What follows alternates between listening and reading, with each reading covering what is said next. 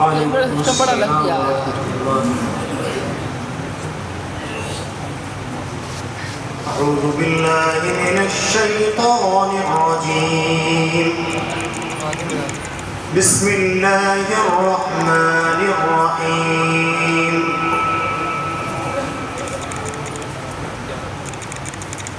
الحمد لله رب العالمين الرحمن الرحيم مالك يوم الدين إياك نعبد وإياك نستعين اهدنا الصراط المستقيم صراط الذين أنعمت عليهم غير المغضوب عليهم ولا الضالين.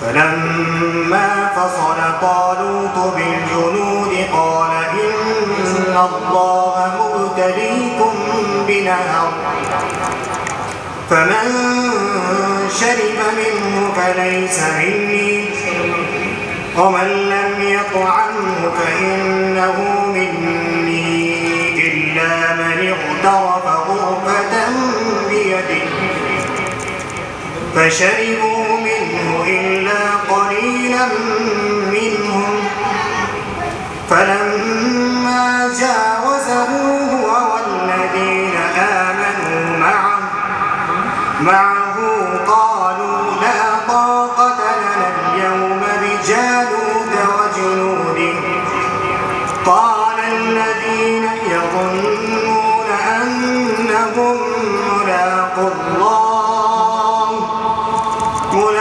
الله كم من فئة قليلة غلبت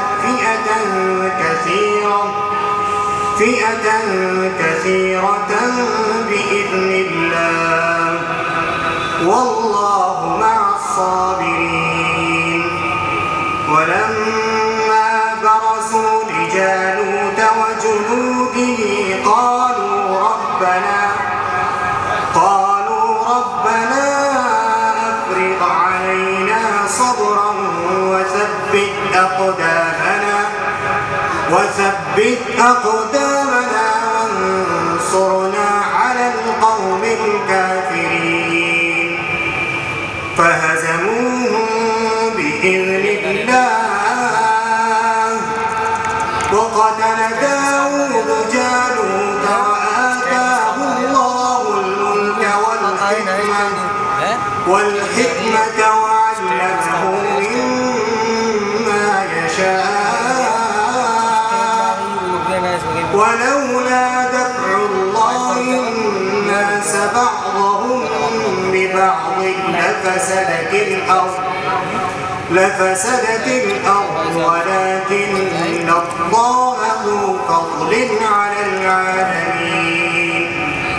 تلك آيات الله نتلوها عليك بالحق وإنك لمن المرسلين.